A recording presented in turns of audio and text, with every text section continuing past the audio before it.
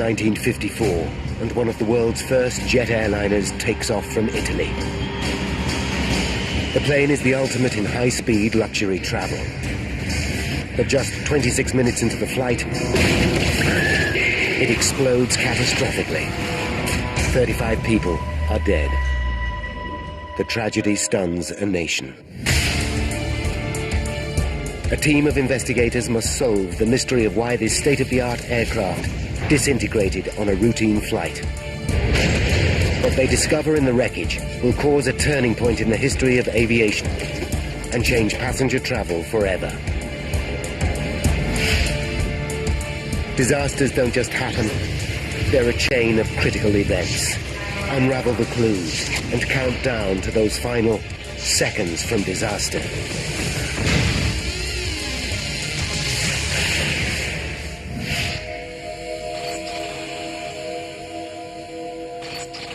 Europe, 1954. Throughout the continent, there is a growing sense of optimism.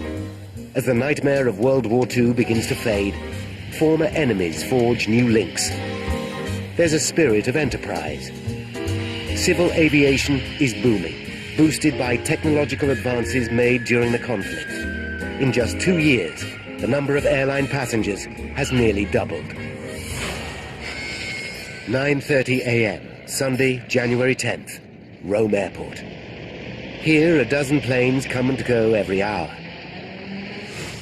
On the tarmac stands Flight 781, en route from Singapore to London. The plane is a British-built DeHavilland Comet. It's the marvel of its day, and the perfect symbol of the new technological age. The Comet is the world's first passenger jet, and it's halving journey times around the world. The pride of Britain sends a message of superiority to every aircraft manufacturer in the world. A dream comes true. At Hatfield Airport, the Comet, the world's first all-jet airliner.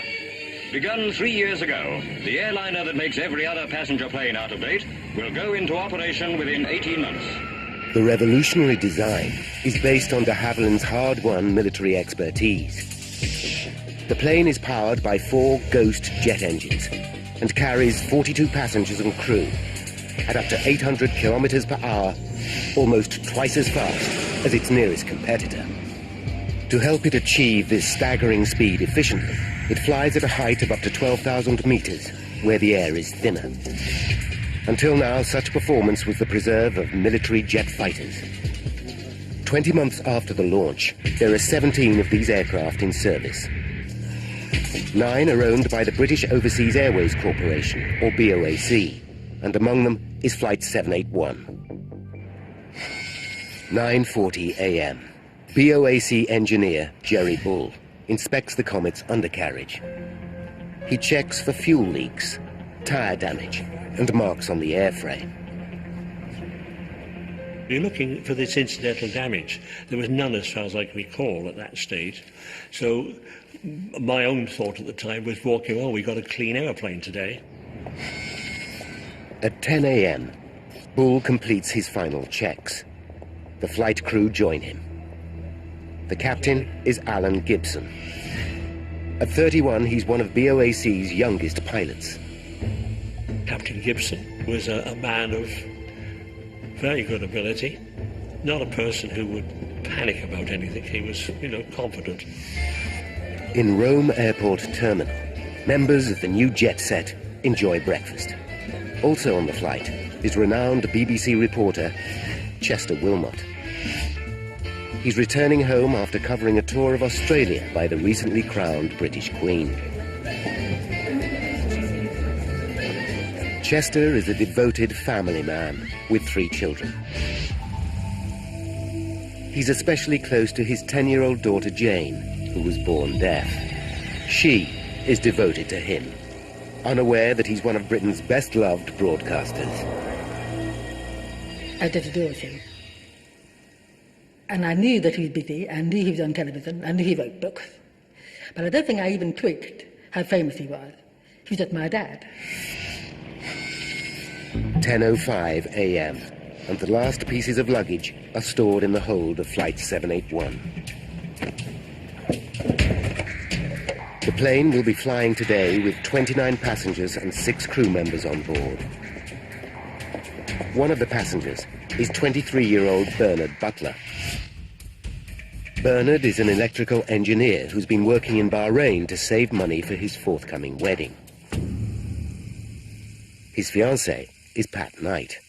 They've been engaged for 2 years and plan to marry in a fortnight.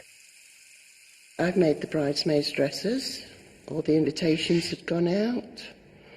And we'd already received wedding presents. Everything was planned. Bernard is returning home with a surprise. He's picked out a dress for Pat to wear at their wedding. At 10:18 a.m., all pre-flight checks are complete. Captain Gibson signs to confirm that everything is in order. Captain Gibson seemed very relaxed, also looking forward to getting home. Flight 781 is just one of 5 BOAC services from Rome to London today. An older generation of slower propeller-driven airliners make up the other flights. At 10:19 a.m., a BOAC Argonaut, also bound for London, thunders down the runway. Captain Johnson is at the controls.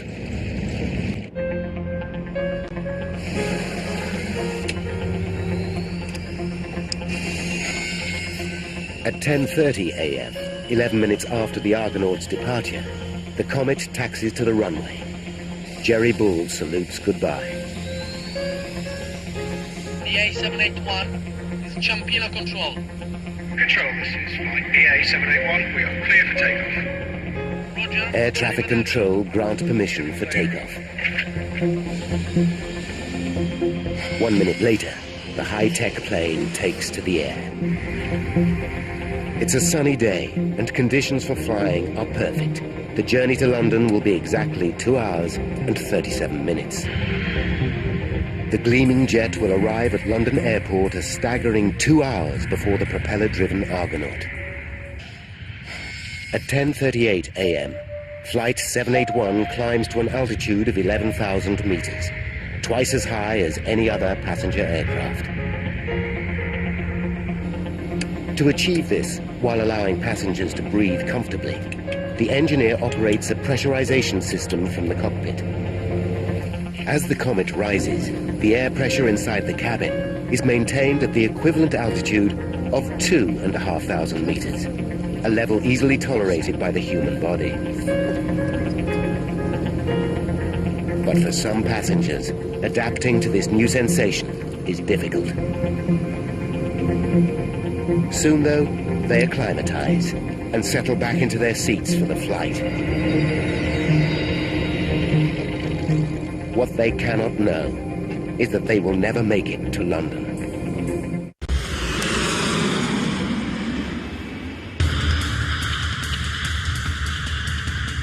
(1954), and a state-of-the-art Comet jet airliner has taken off from Rome en route to London.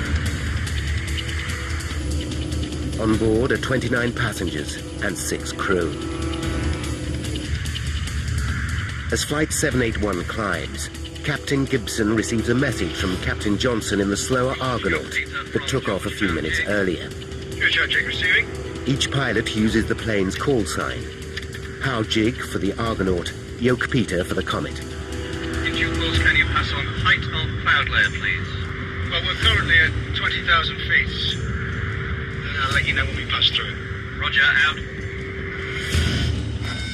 At 10:42 a.m., Captain Gibson contacts air traffic control. If you're a beam of the Civitavecchia beacon flying at 23,000 feet.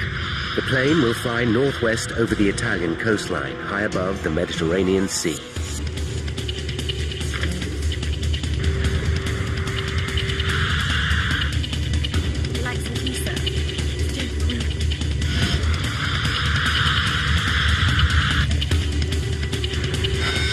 At 10:51 a.m., Captain Gibson again radios the Argonaut. George Howard from George Howard Peter. George Howard Peter from George Howard Jig. George Howard Jig, did you get my message?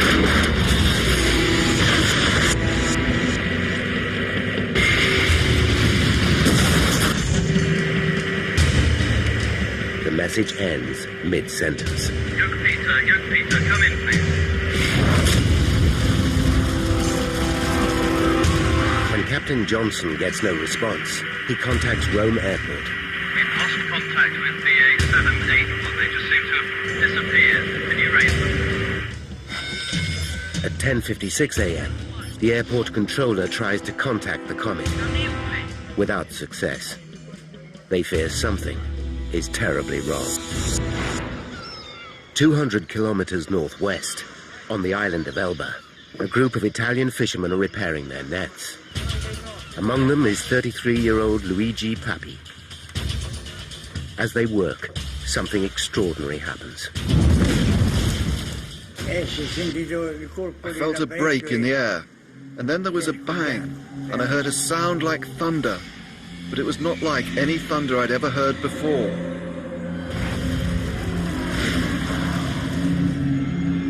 They watch in amazement as flaming wreckage falls from the sky.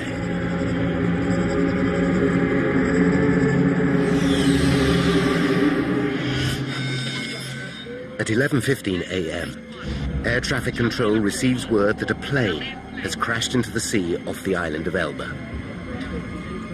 It confirms their worst fears. Jerry Bull hears the news. The senior engineer says, "Got some bad news, Jerry." And I look at him and he said, "The Comet's down. It's an emptiness. You can't really describe it. It's just this numbness you get." And the next reaction, of course, is this something I didn't do? 12 p.m. Greenwich Mean Time.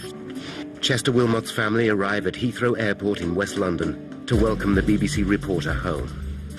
The day was sparkling. We arrived at the airport about 10 minutes before the flight.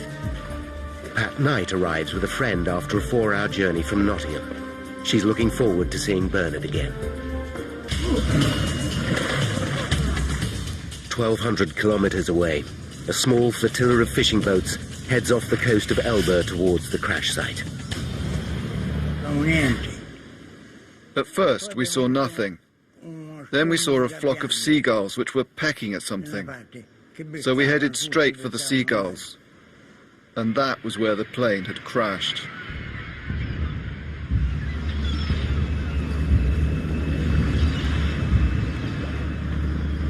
It's a harrowing scene. Bodies and debris float in the water. Among the carnage is a white wedding dress.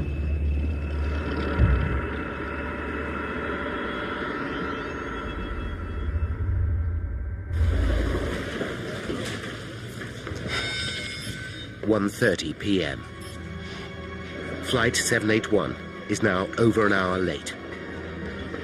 Airport staff mark the plane as delayed. Jane Wilmot keeps a close eye on the arrivals board. Mother wanted to keep me busy. So she was standing off to keep asking questions. Plane delayed, plane delayed. Jane suddenly notices that all reference to Flight 781 has been removed.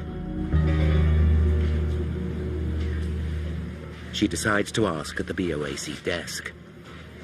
And I asked questions of why is it not there on the board? Not on the list anymore. Why is it gone? I can't give you that information at the moment, dear. We can't tell you. Have you got someone with you? Go and get your mother. I'll be happy to speak with your mother. Edith Wilmot is taken to a side room. Her children wait outside. They still believe their father's plane is delayed. How this? Oh, well. These things happen. Minutes later, Edith returns visibly shocked and close to tears. Darling, there's been an accident. She tells her children that Chester is dead. Jane will never see her beloved father again. I just couldn't believe it was happening. But I was very upset because I knew he was coming home for my birthday. And I kept on saying to myself, it wasn't his fault. He wasn't the pilot.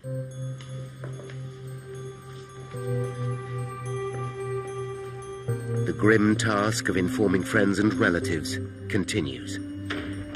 Patricia Knight can scarcely believe what she hears. We were told it'd come down. They didn't know whether there were bodies found or not. And there was nothing we could do. In an instant, Pat's hopes for the future are destroyed.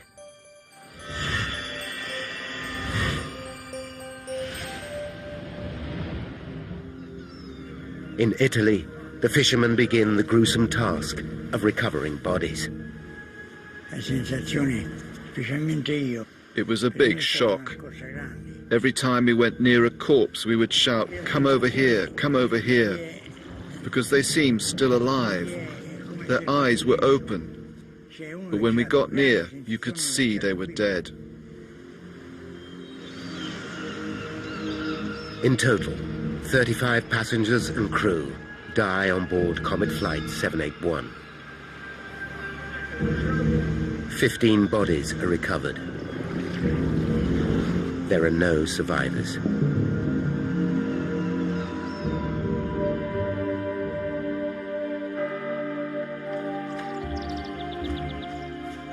The dead are carried to a small chapel in Port Azzurro.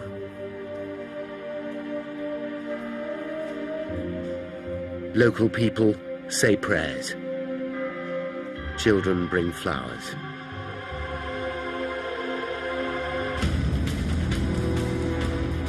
The horrific crash is headline news around the world. The question on everybody's lips is, how could the most advanced airliner in aviation history just fall out of the sky? Was it a tragic accident, or something more sinister?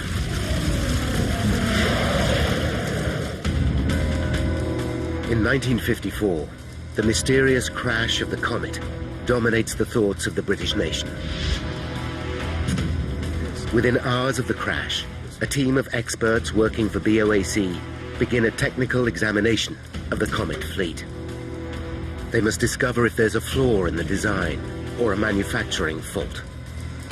Britain's position as the world leader in passenger jet travel depends upon it.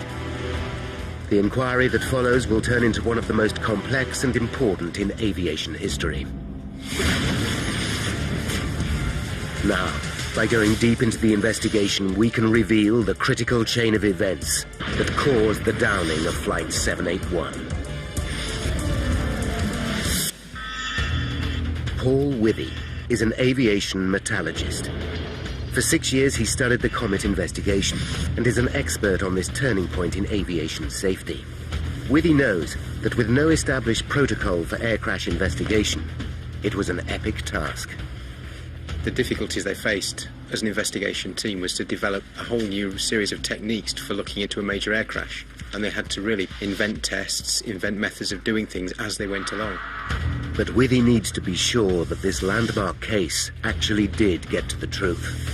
Now, for the first time in half a century, he will re-examine the vital evidence. If he discovers their findings are wrong, it will rewrite the history of air crash investigation. From the beginning, the inquiry team are faced with an enormous challenge. In 1954, the investigation team had no black boxes. They had no flight data recorders. They had no way of understanding what was going on in the plane at the time of the accident. Their best clue, the aircraft itself, lies at the bottom of the Mediterranean Sea. Without the remains of the plane, the team know they must unravel the mystery with the flimsiest of evidence. With little to go on, the press speculate that sabotage might be the cause of the crash. These are the early years of the Cold War, and there are fears that subversive communists may be responsible. Sabotage, a bomb. And that came up fairly rapidly, you know, it has to be. How did it happen? A bomb could have been hidden on board while the plane was taking on extra baggage. It's only a theory, but if true, it would at least eliminate doubts about the safety of the Comet itself. With the pride and prosperity of a nation riding on the Comet's success, a close eye is kept on the investigation from the very top. Winston Churchill himself. If saboteurs are responsible, the investigators know they must come up with hard evidence. They know that Flight 781 would have been flying at around 11,000 meters when something caused it to break up and fall from the sky. The Italian fishermen provide a few clues. I saw a huge ball of fire rotating, plunging into the sea. It left a huge, huge cloud of smoke. Captain Johnson, pilot of the Argonaut, deepens the mystery. The radio went dead in mid-sentence. Everything just cut out instantly. But it's the victims themselves that provide the biggest mystery. Within hours of the crash, Italian pathologist Dr. Antoni Fornari examines the bodies.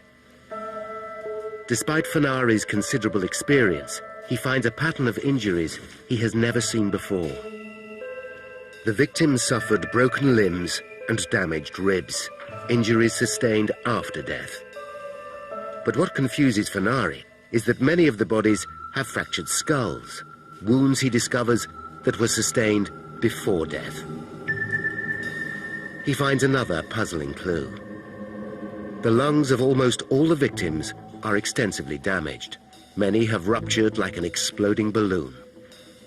To top it all, Fornari finds no evidence of a bomb blast.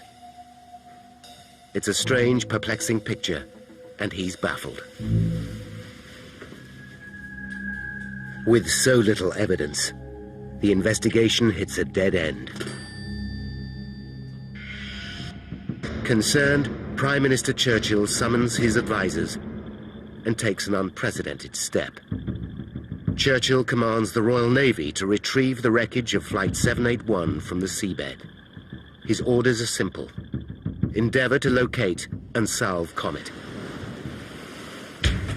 The task, however, is anything but simple.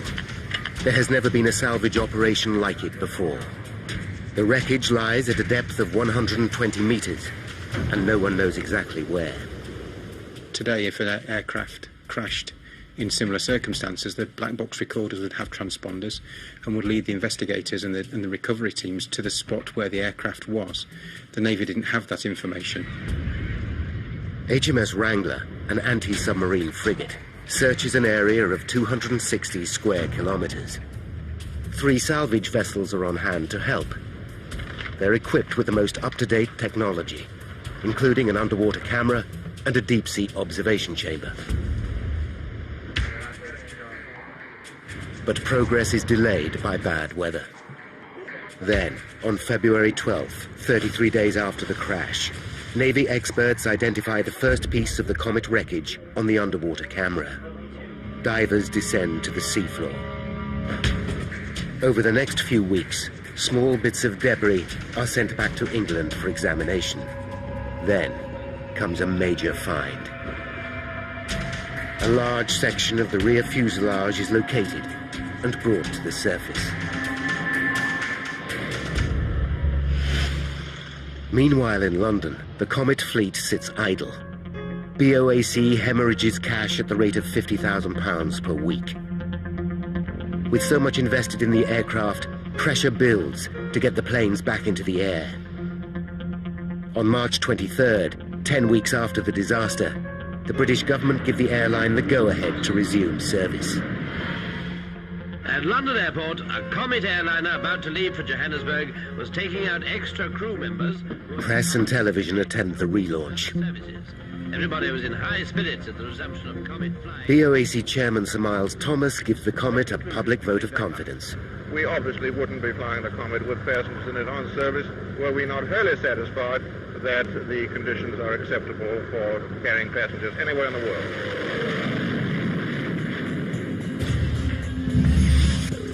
Wreckage from Flight 781 arrives in England piece by piece. Investigators identify and mark every fragment. In a hangar, carpenters build a wooden frame of the Comet aircraft. As the wreckage accumulates, they wire each piece onto this skeleton. Now, with the entire Comet fleet back in service, it's more important than ever to find the cause of the crash. The lives of hundreds of passengers depend on it.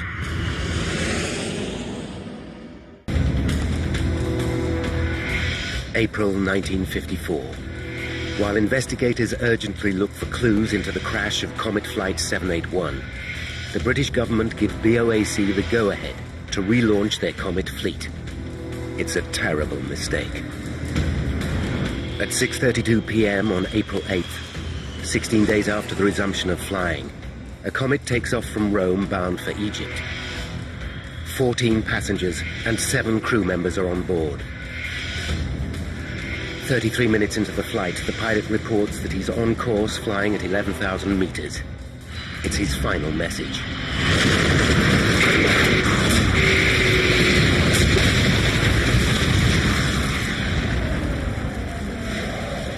A further 21 people are dead.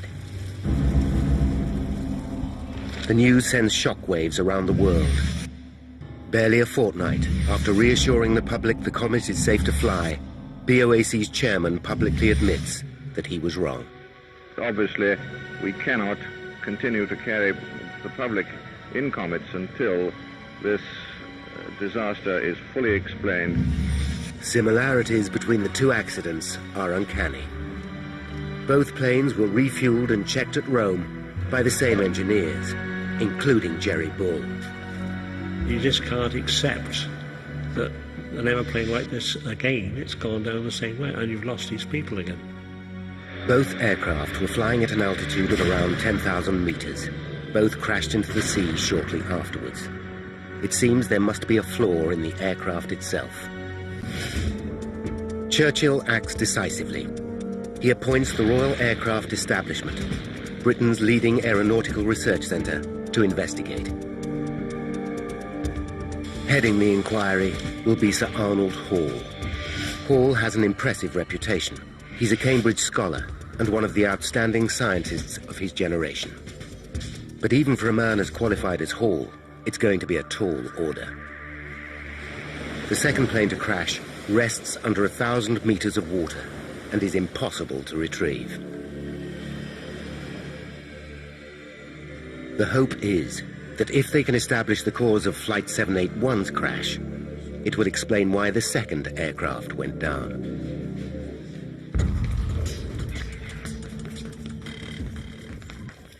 Over the next 4 months, 781's wreckage is methodically pieced together at Sir Arnold Hall's headquarters in Farnborough. It's groundbreaking work.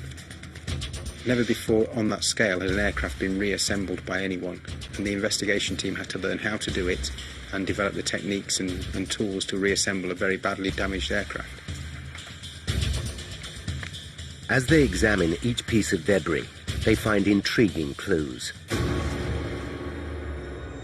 Bits of carpet, pills from the first aid cabinet, a corner of a mirror from the toilet, and scraps of passengers' luggage are all found wedged into the rear end of the fuselage, under the root of the tail fin. It suggests an explosion at the front of the cabin that blasted personal belongings to the rear of the plane.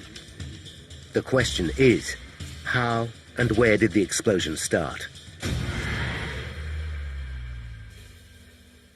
As the wreckage begins to provide some clues, so too do the victims.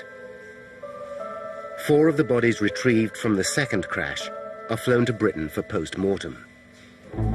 The pathologist finds identical injuries to those of Flight 781, fractured skulls and ruptured lungs. Hall has a hunch. Could the entire plane have burst like a balloon?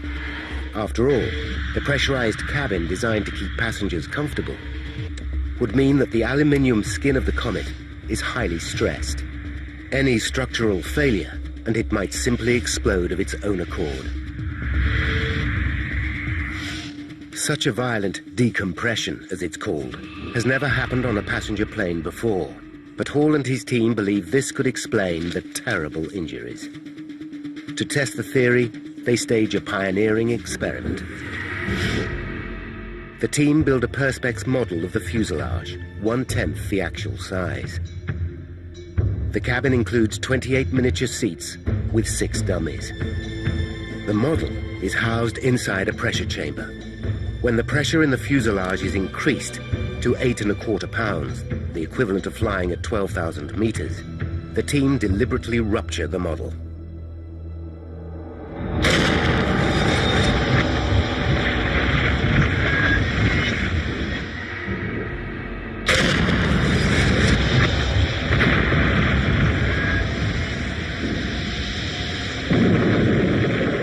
A high-speed camera captures the results.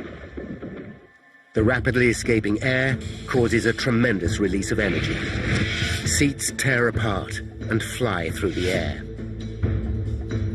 The dummies catapult vertically and smash their heads on the cabin roof. It's a graphic demonstration of a phenomenon experts like Paul Withy understand only too well. The pressure cabin exploding is the same as a 500-pound bomb going off inside the cabin. The experiment appears to explain how the victims of both flights sustained such horrifying head injuries. Not only that, the sudden change in pressure would cause the air inside the victims to expand rapidly, rupturing their lungs instantly. If explosive decompression can explain what happened to both planes, the team must discover exactly what caused the weakness in the structure of the fuselage. But a failure in the aluminium skin seems implausible. The manufacturer's own tests show the natural life expectancy of the fuselage is over 10,000 flights, many more than the number flown by the 2 crashed planes. Nevertheless, Sir Arnold is not a man to leave any stone unturned. He decides to put the entire airframe to the test. Before testing begins, the team look closely at the Comet design. They discover that to withstand the stress caused by repeated pressurizations, the skin of the aircraft must be immensely strong, but it must also be extremely light. In order to achieve this, DeHavilland developed a lightweight aluminium alloy skin, just over 0.5 millimeter thick.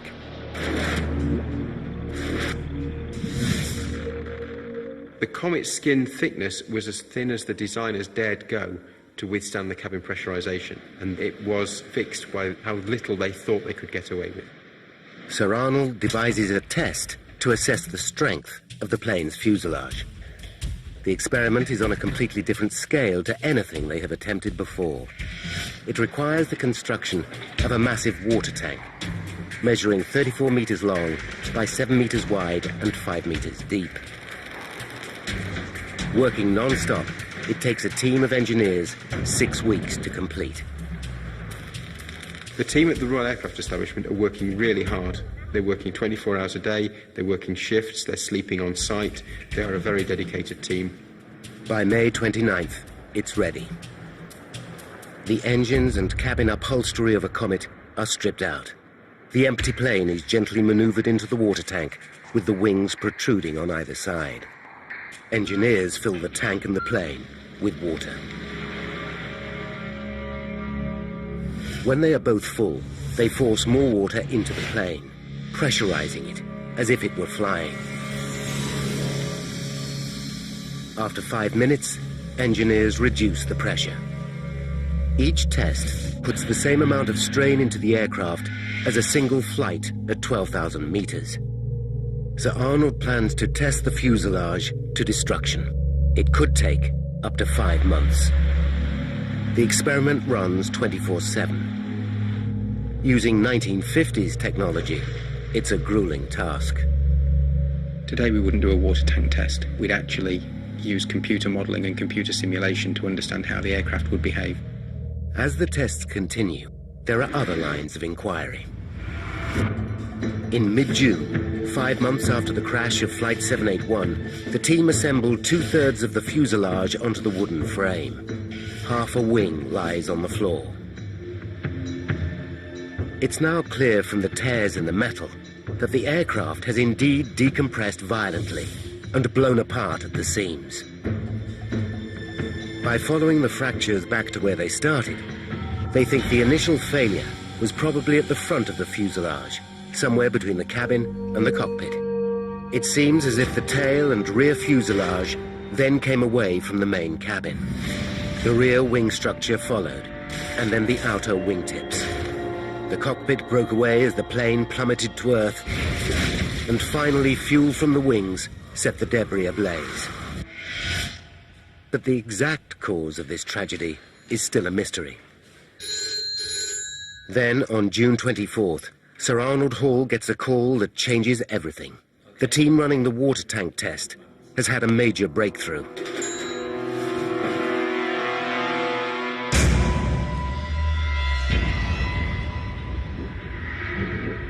Less than a month after testing began, after the equivalent of just 3,000 flights, the Comet fuselage ruptures.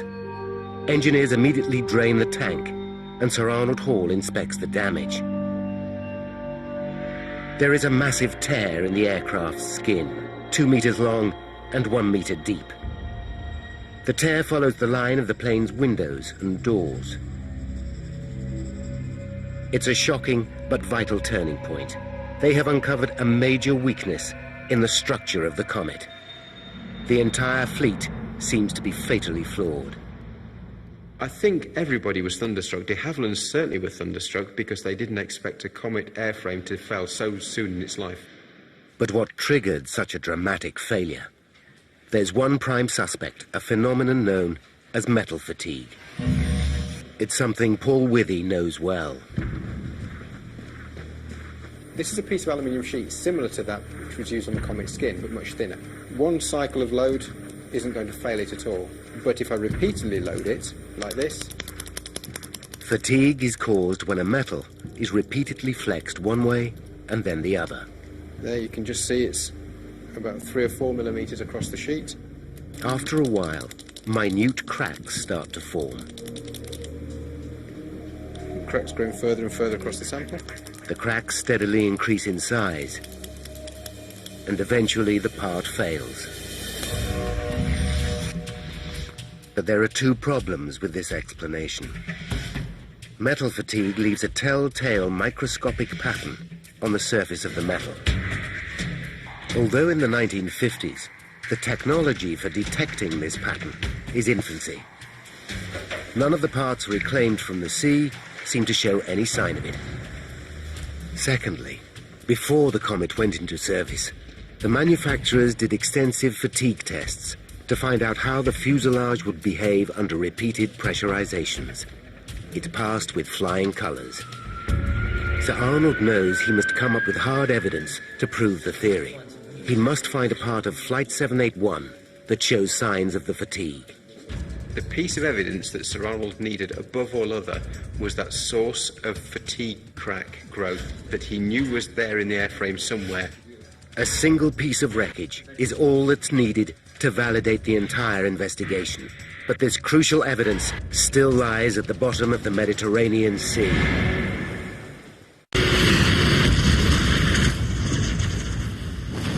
It's 1954, and investigator Sir Arnold Hall believes that the cause of the two Comet crashes is a rupture in the plane's lightweight skin.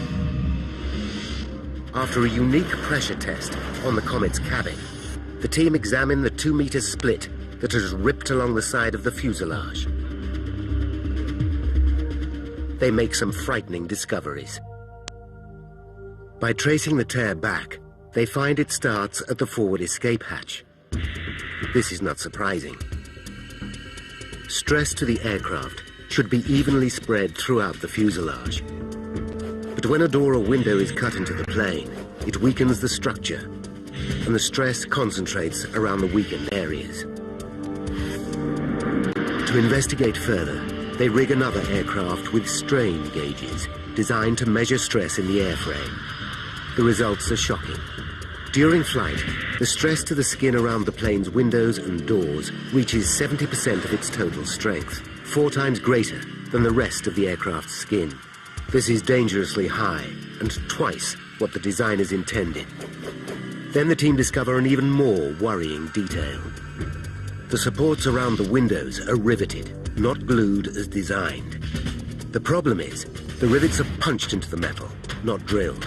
This technique creates tiny manufacturing defects, which with repeated flying can turn into fatigue cracks.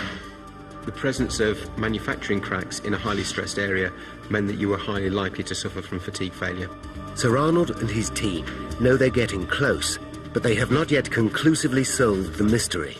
They've found no trace of metal fatigue on any of the wreckage from Flight 781. Then, on August 12th, 7 months after Flight 781 crashed, an Italian trawler snags a large piece of wreckage. It turns out to be a section of the roof from 781's fuselage. The piece includes 2 small windows built for sending and receiving radio signals.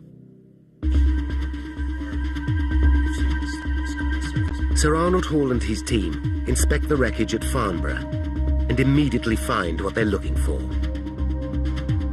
A rivet hole in the corner of one of the windows shows a tiny crack. When they put the piece together with the rest of the wreckage, they find that all the cracks run back to this point.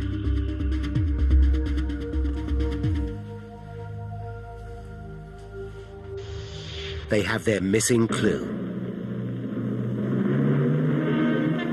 The future of the Comet, the world's first passenger jet airliner, hangs upon the outcome of a court of inquiry being held at Church House. On Tuesday, October 19th, after 6 months of grueling work, Sir Arnold Hall presents his findings to a court of inquiry. But one detail fascinates Withy. In 1954, the techniques for analysing metal fatigue were crude. The final piece of wreckage was examined with an ordinary microscope, and the team relied on experience to make their conclusion. Today, London's Science Museum safeguards the crucial piece of wreckage. Paul Withy goes to see the historic item for himself. No one has ever used modern methods to re-examine the evidence. Using 21st century know-how, Withy wants to look again at the wreckage and check that Sir Arnold got it right. In order to preserve the damaged section, it has been mounted onto a plate. Running from a rivet hole is the crack which, it's believed, started the catastrophe. To examine the damage in more detail, Withy makes an impression of the crucial area using a silicon-based putty.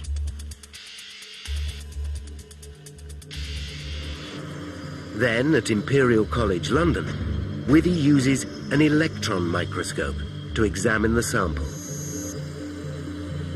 Magnifying the crack about 200 times, Withy shows what Sir Arnold would have seen. This is the fatigue crack we saw on the Comet skin, and Sir Arnold Hall and his team could see that using their techniques of the day. But zooming in further to 800 times, Withy can see detail that Sir Arnold never could. He finds a tiny manufacturing defect, probably formed when the rivet was punched into the metal. And it was that manufacturing defect that caused this fatigue crack to grow. And it's this image here that shows that Sir Arnold Hall and his team were right. It vindicates them in seeing that it was a fatigue crack, which then grew to failure. 52 years after the most groundbreaking and innovative investigation in aviation history, Paul Withy has conclusive proof that Sir Arnold Hall's results are absolutely right. Now, by rewinding the events leading up to that fateful crash, and by following the evidence uncovered during the investigation, we reveal how Flight 781 was downed. 10:31 a.m., January 10th, 1954. 26 minutes to disaster. Flight 781 takes off from Rome Airport. The plane is designed with an exceptionally thin aluminium skin. Rivets punched into the aircraft during construction create microscopic manufacturing defects. On each flight, the pressurization system puts enormous strain on the fuselage, causing stress to the skin, especially around the windows and doors. Repeated pressurizations turn the manufacturing defects into fatigue cracks that get bigger with every flight. 19 minutes to disaster. Flight 781 climbs to 11,000 meters. As it ascends, the pressure increases and the aircraft's skin becomes more stressed. At 10:51 a.m., the Comet's pilot, Captain Gibson, sends a radio message. George Houghton from George York Peter. 5 seconds to disaster. A fatigue crack reaches 2 centimeters in length, and the aircraft skin rips apart.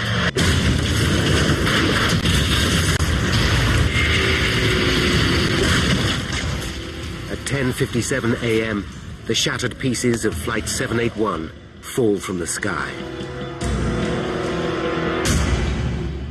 35 people are dead.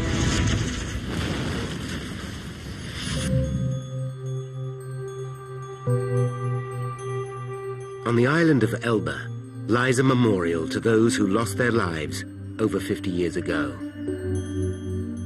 The pain of the tragedy will never be forgotten, but the scientific understanding gained during the investigation is comfort to some.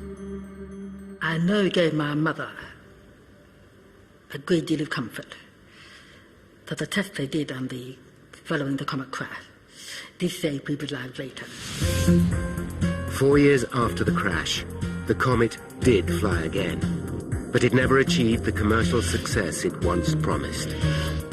In the interim, American company Boeing developed their own passenger jet and became the dominant force in the world of aviation.